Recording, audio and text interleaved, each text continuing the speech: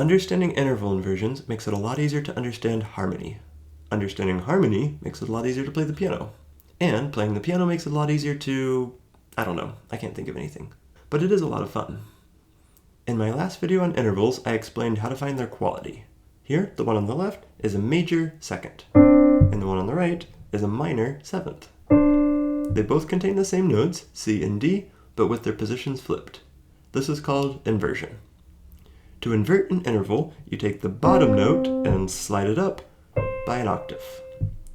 C to E is a major third. If I slide the C an octave higher, I get E to C, which is a minor sixth. So major thirds always invert to minor sixths. Let's do a couple more, and then I'll point out some patterns that are really helpful to know. C to F is a perfect fourth. If I slide the C an octave higher, I get a perfect fifth. So perfect fourths invert to perfect fifths. Let's do one more.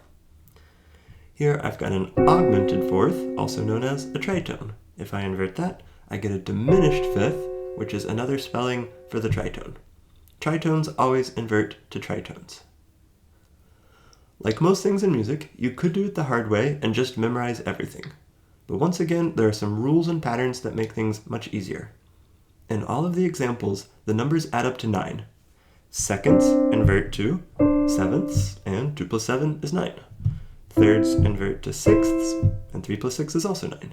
So is 4 plus 5.